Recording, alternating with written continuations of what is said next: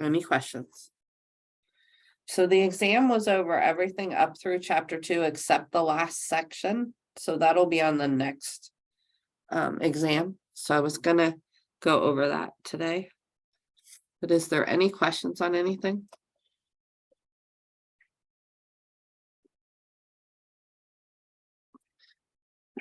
I'm sorry. I was sick all weekend. Let's see, share.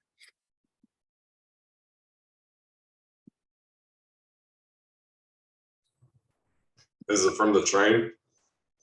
I don't think so. I think it's a really bad cold. I'm just glad it wasn't COVID because I keep testing myself.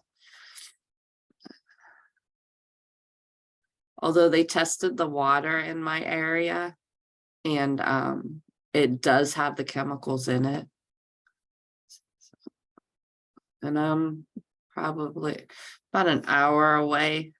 Not an hour, a half hour. So maybe 35 miles.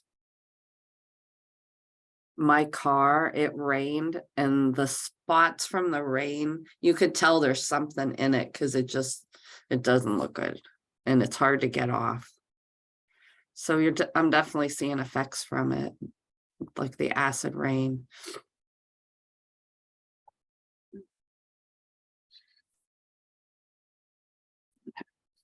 We had stopped here at this table that I want you to look at, but I was thinking we should do problem 1 again, just to make sure you remember it. Because we quickly went through it at the end of the class, and that would have been a week and a half ago. So I think we should redo this problem. It says the sun is modeled, and there, I think the homework problem for attendance for today is similar to this one. Only you did Venus or Mars, I forget which. The sun is modeled by a sphere of radius 7 times 10 to the 8th. M is meters. And for this formula, you would need meters. So if they gave you something different, you want to convert to meters. MI would be miles. So this is meters. And surface temperature 5,800 K. That's Kelvin. What is the thermal power output of the sun according to Stevens law? Now, Stevens law says the thermal output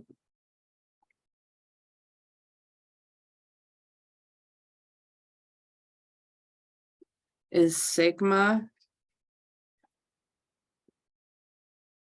T to the 4th. And if we look up here,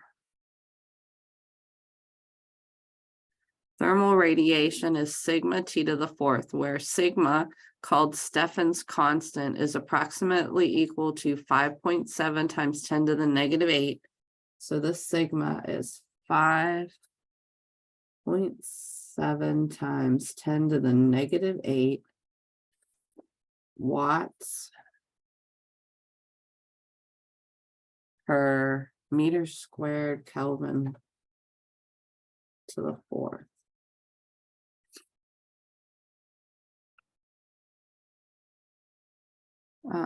And that symbol, it's a Greek symbol called sigma. And then we take the temperature that we were given in kelvins, so it has to be in kelvins. If they gave you something else, you'd have to convert it to the 4th power. And they said in the problem, oh, it's down here, right here, 5,800.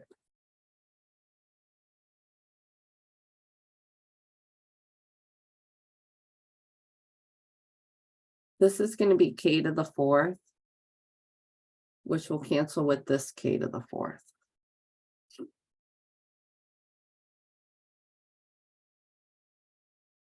then we would take this value and multiply times the 5,800. Make sure you take this, whoops. If we're going to cancel that, these would both be to the 4th. So you still have to take the number to the 4th. 5,800 to the fourth times this value.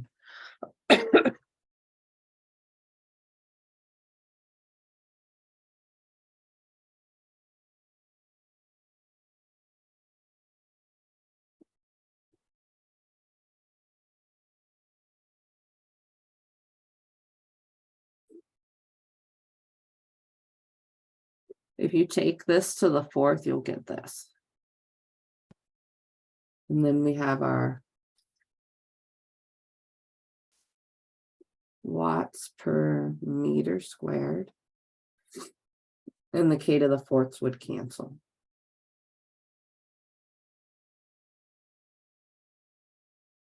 It's up to you if you want to do it in parts. I like to do it in parts. That way, if I make a mistake, I can double check my parts and see where it was at.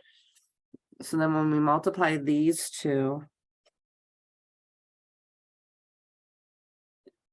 6.441 times 10. When you're multiplying bases, you add the exponents. -8 and 15 is 7 watts per meter squared.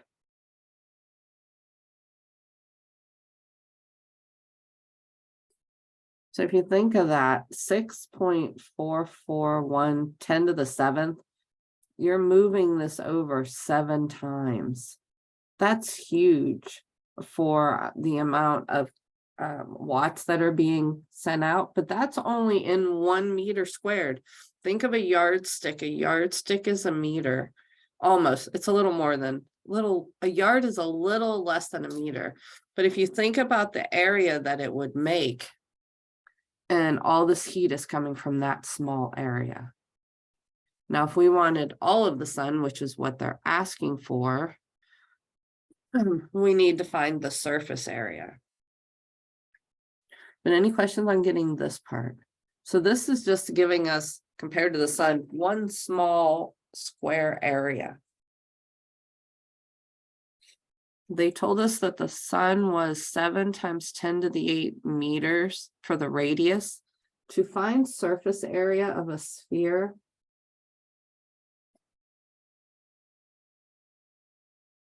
it's 4 pi r squared.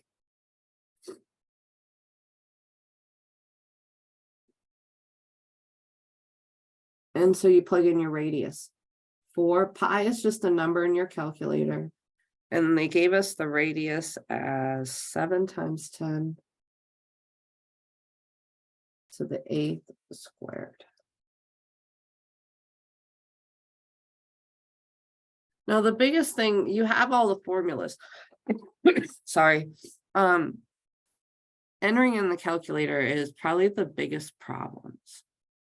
So when you're entering this into your calculator, I mean, make sure you're trying. Don't just write my answers down, because you want to make sure you know how to enter it. Pi is in your calculator, depending on your calculator. Mine. Oh, it's over. My pi is over here. But different calculators have it in different positions.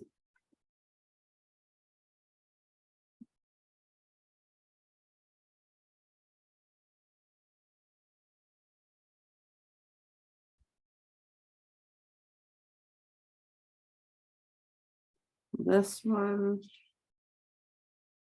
has it right here. But you want to find your pi. Just type 4 pi.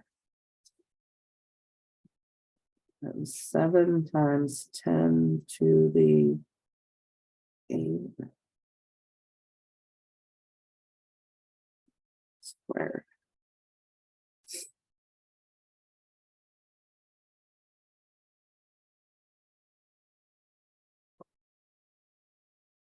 Now I rounded 2 decimal places, so 6.16 is what I used.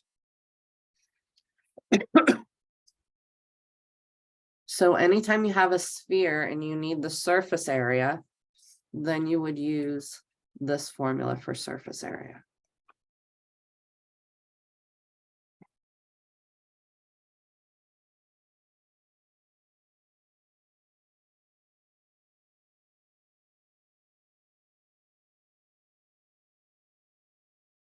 That was in meters, so you're squaring the radius, which was meters, so it becomes meters squared.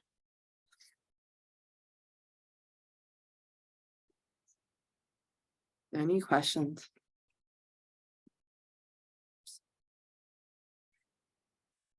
So this was every meter squared per meter squared. If we multiply by the surface area, notice the meter squared would cancel, and that will give us the whole watts from the sun. So the total amount of radiation that comes from the sun.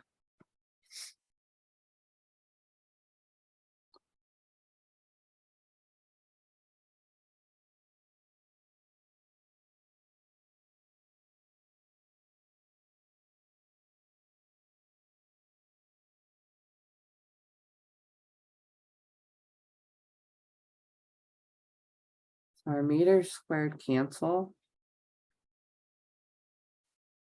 And when we multiply them, we get 3.97 times 10 to the 26th. And I just rounded that.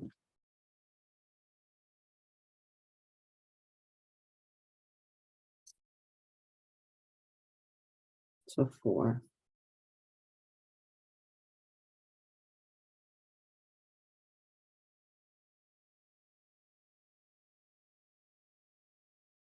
Any questions? So we had done this at the end, but instead of finding surface area, I just told you what the surface area was so that you could see the problem. But you're going to have to do this for other problems, so I wanted you to see it. But I believe it's today's attendance problem is similar to this, just a different planet instead of the sun. Any questions? I forget now. It might, I don't know. Read through it and see. It might be similar to the next one instead, the Earth, when we do the Earth. I forget.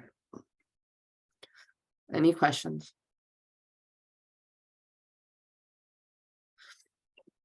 The table 4 on page 111 of your book.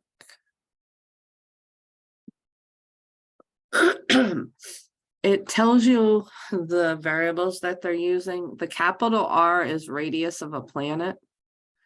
For the Earth, it's approximately 6.4 times 10 to the 6 meters. It tells you this symbol is alpha. And one of your things the week before the test, you needed to explain it.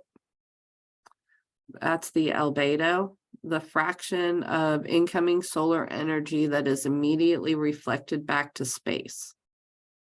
So it's how much is reflected back. Capital L is your solar constant. It's the rate of incoming solar energy measured as the number of watts per square meter of area directly facing the sun. Sigma, that's the Stefan's constant, which is always 5.7 times 10 to the negative 8 watts per meter squared Kelvin to the 4th. The capital T is the temperature of the planet. This is the absolute temperature measured in kelvins. So if they give it to you in a different unit, you need to convert to kelvins. Pi is a ratio of circumference of a circle to its diameter. It's approximately 3.14. So sometimes they will say 3.14 instead of using the pi. That's up to you which one you use. If you are using the 3.14, when you plug into your problem, then put your pi and then the next step put 3.14. So I know if your number's a little off, it's not because you entered it wrong, but it's because you rounded to 3.14, which is fine. Just depending on how small our value or how large our value is, that can make a difference. But I wouldn't take off for it. Any questions on that? So for pi, you can use 3.14.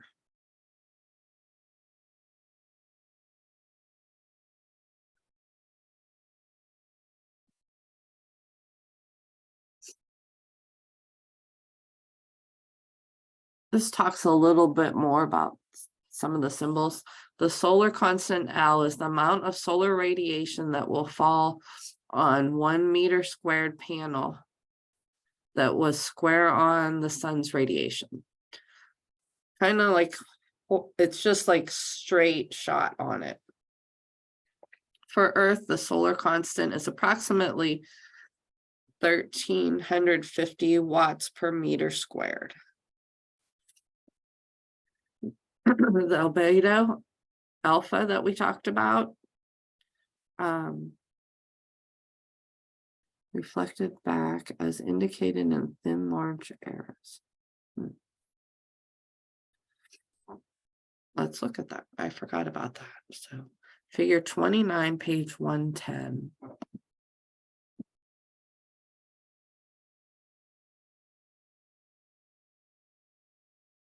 Let me go back.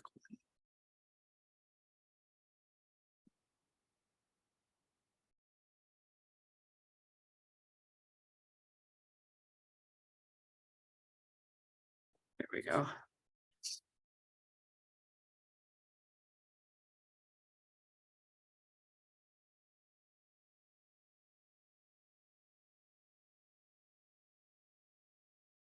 So it's talking about these little waves, because some of it's direct heat and some of it is not. Some of it, like this is little arrows going out, it's reflected.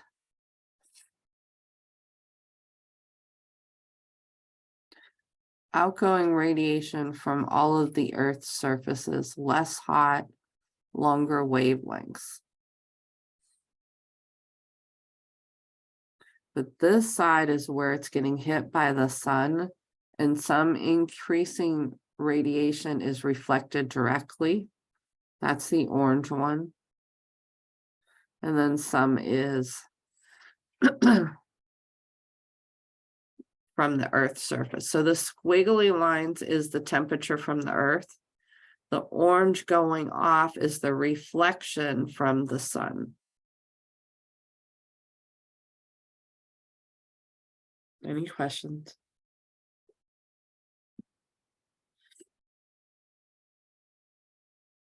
When you're looking at the albedo or the alpha, if it's 1, the planet is a mirror. So if you think of when you have looking at the sun, if you have a mirror, how it's reflecting, you can reflect and burn things. Think of the whole thing. It says a disco ball, the whole thing, everything's reflecting from it. So then the albedo would be 1. So the closer to 1, the more it's reflecting. The closer to 0, the more it's absorbing. And black is a color that absorbs the heat. So if you're out in the sun and it's really hot, you shouldn't be wearing black. You should be wearing white. So it reflects more and it doesn't make you overheated. The realistic value for the Earth is 0.3. So for the most part, for alpha, we will be using 0.3 for the Earth. Most of the energy reflection contributes to alpha is from the clouds, which are white, at least on top. And some of the reflection is the Earth's surface, ice cap, snow, mountain, desert. So closer to 1, the more you're reflecting, closer to 0, the more you're absorbing it.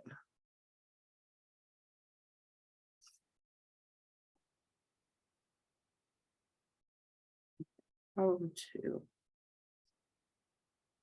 Calculate the solar constant for the Earth using the information about the sun's total million kilometers, power output from problem 1, and the fact that the radius of the Earth's orbit is approximately 150 million kilometers. So solar constant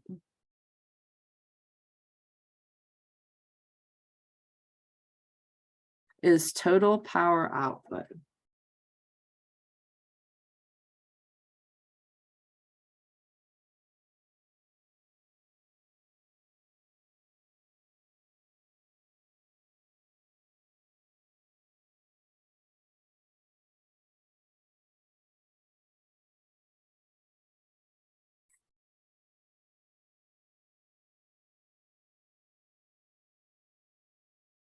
divided by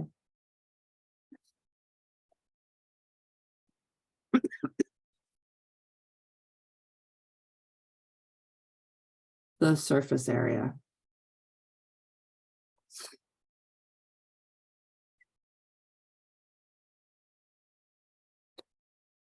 Total power output, we already found from the last problem, 4 times 10 to the 26th.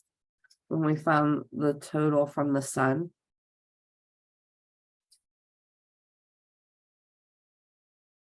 But we need to find the radius. Now your radius has to be in meters. And we were given 150 million kilometers. So that needs to be in meters first. So convert 150 million kilometers to meters.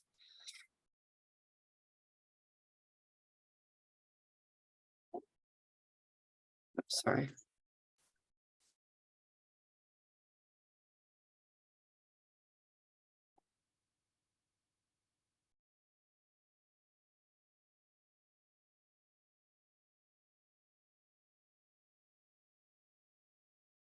So million is 6 zeros, 150,000 million. And that was kilometers. And we know that 1 kilometer is 1,000 meters because kilo is 1,000. Now, when we multiply these, 1.5 times 10, we'd have 3, 4, 5, 6, 7, 8, 9, 10. We'd have to move the decimal place 11.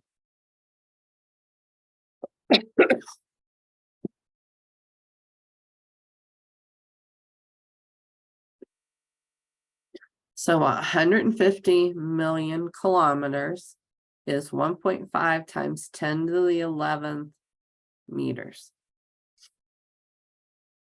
Any questions on that?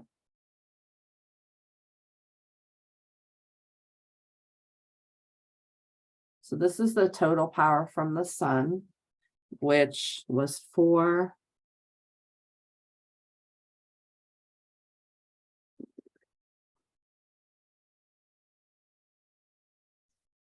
times 10 to the 26th watts.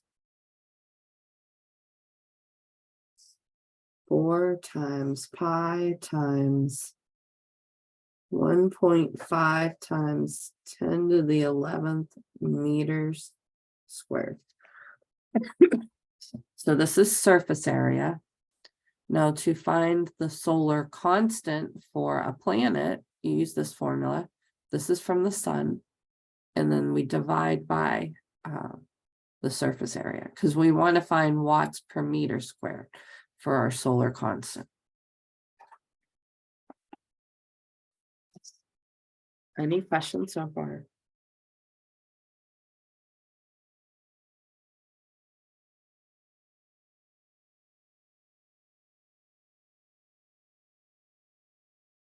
Now, if you multiply the bottom out first, I got approximately 3 times 10 to the 23rd meters squared.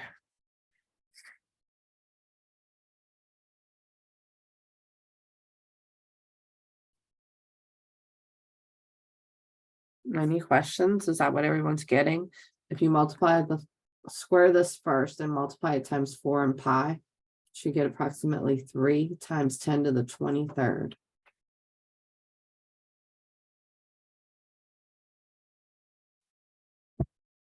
Four divided by 3 is 1.33333. I'm going 3 decimal places because when we divide, we subtract the exponents. 26 minus 3 would be 3.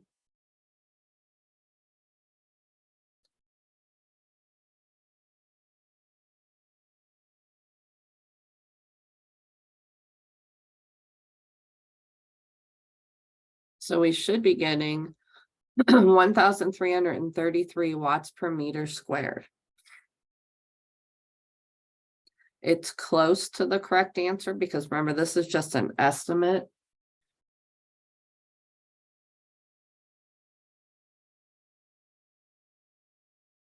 The correct value is 1350.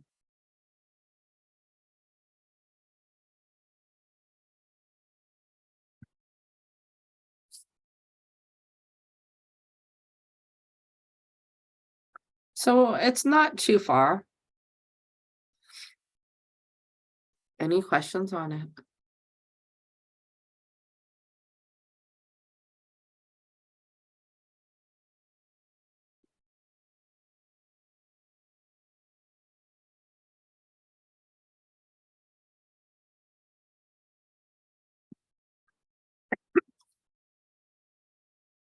A few more formulas. When they're talking about inflow, it's pi L 1 minus alpha R squared. And then this is the outflow of heat. Temperature can be used this formula. Solar constant, which we just talked about, and the alpha and Stevens constant.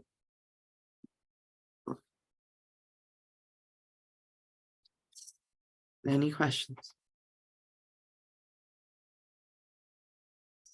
So the next one, they want us to find the temperature prediction of, they call it a naked planet, because they're assuming there's no trees or anything to hold the heat in. They also have a glass planet.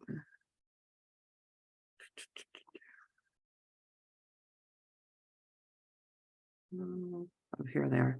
At the end, I gave those. So this is the temperature. When you're talking about the naked planet, you still use the same formula, but it's going to be off a little. And then the glass ball is, if you thought of the glass being around it holding in heat, then instead of using 4, the only thing that changes is the 2 in the denominator. So we'll look at both. So number 3, find the temperature prediction of the naked planet model of Earth.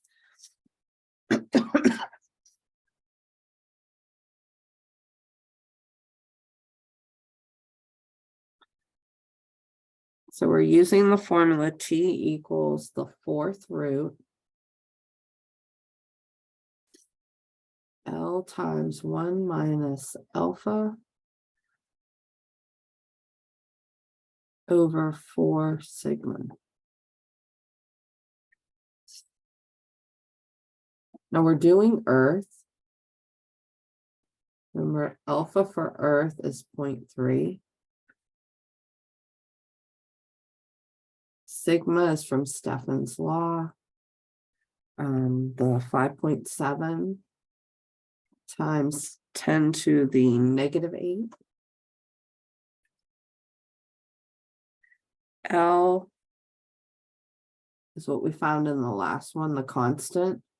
And we're going to use the actual value. We were a little off, so we'll use the actual value, the 1350. So this is the solar constant. This is from Stefan's law. It's his constant. And alpha is approximately 0.3.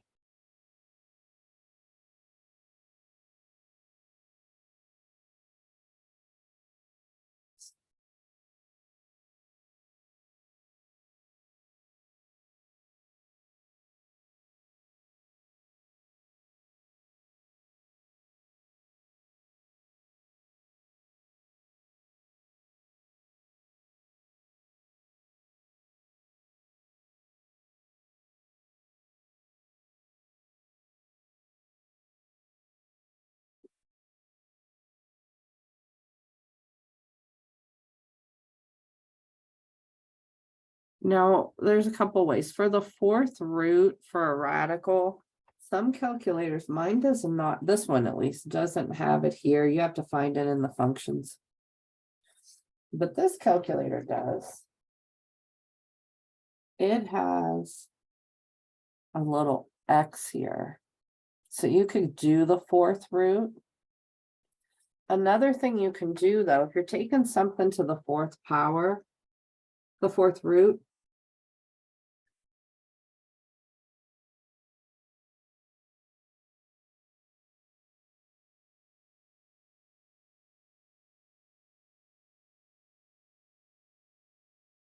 you can take it to the 1/4. So you could find the inside and then take it to the 1/4 power. So 4 as a radical is 1/4 as an exponent. A radical is the denominator part of an exponent. If we had the square root of x, it's x to the 1/2. So this one was a 4, so it becomes 1/4.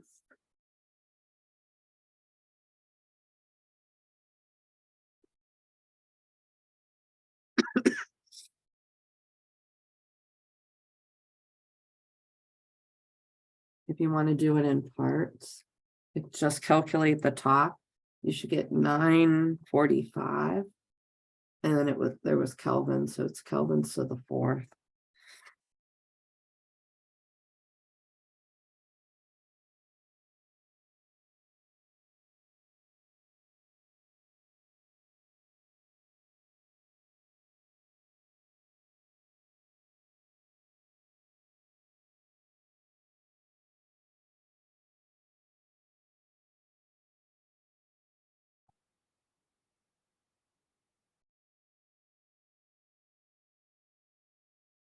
You should be at approximately 254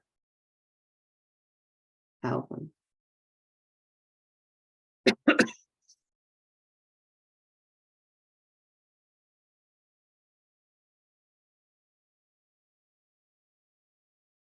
Any questions on that? So the temperature for Earth is 254 kelvins, according to the naked Earth model. So that means if without trees and things like that holding more heat, this is what we would have. The actual value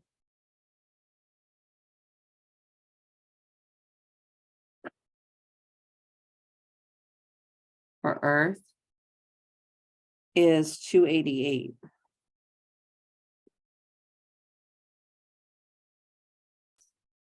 And the freezing level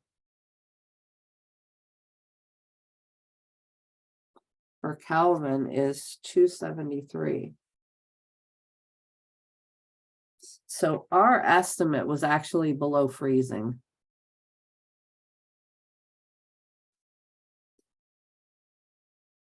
If we had none of the trees and plants and buildings on Earth, then our temperature would be below freezing.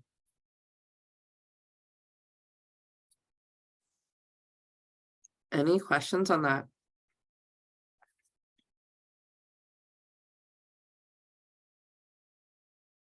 Now your book rounded to 255. I'm not sure why. When it says the answer is around 255 kelvins, we got 254. This answer is well below freezing and a lot colder than the correct value of 288. Now, if you wanted, if you're not used to kelvins, you could convert that to Fahrenheit or Celsius, whichever form you're used to, and see what those temperatures are. Well, what went wrong? And I kind of explained it already. We got an answer that was too cold because we neglected to consider the effect of the atmosphere or greenhouse effect. To a certain extent, the temperature of the Earth's surface, as we shall presently see, is conditioned by properties of the atmosphere surrounding it, and particularly permeable and ladder for the rays of heat. The atmosphere is transparent in the incoming solar radiation.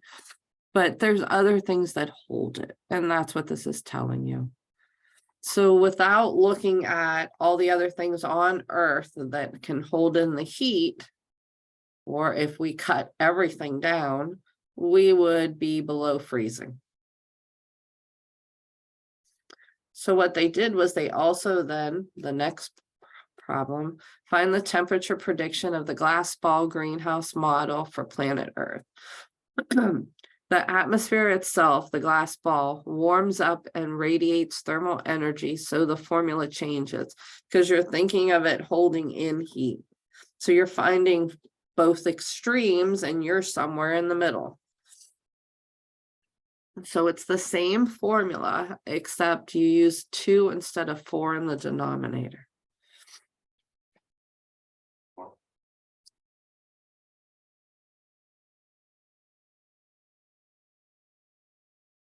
So let's try that.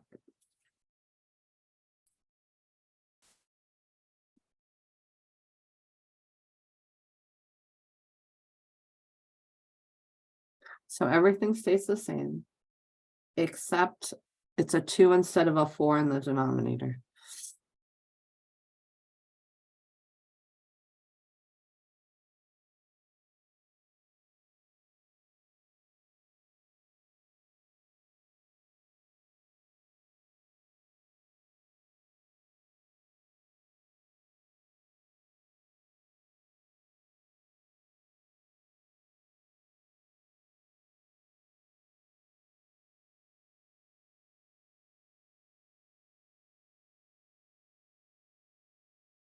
So go ahead and calculate it.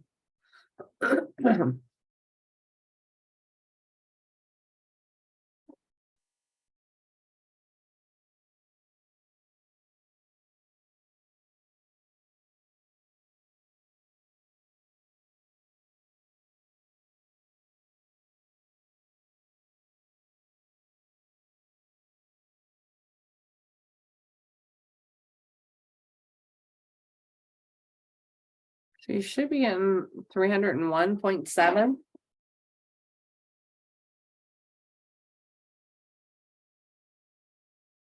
Now that's way too hot.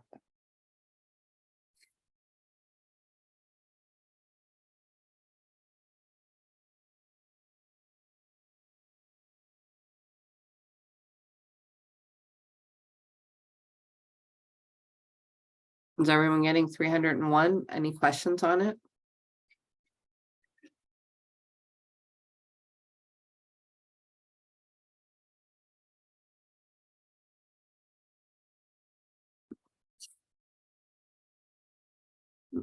Glass model is oversimplified. Add a parameter that measures the strength of a greenhouse effect, G, a value between 0 and 1. If G is 0, no greenhouse effect. If G is 1, then full on greenhouse effect. The actual present temperature of the Earth corresponds to a G value of roughly 0.65. So what we can do is put in a G value to try and get closer to that middle value.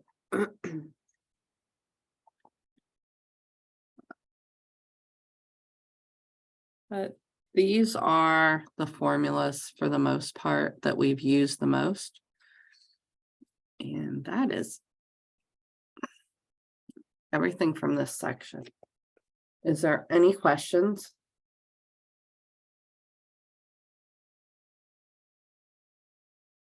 Positive. On the next test, how important is this gonna be? Well, you figure we're gonna have 2 more chapters with this. So not real important, but I mean, you're given all of the values. So you're just plugging them in.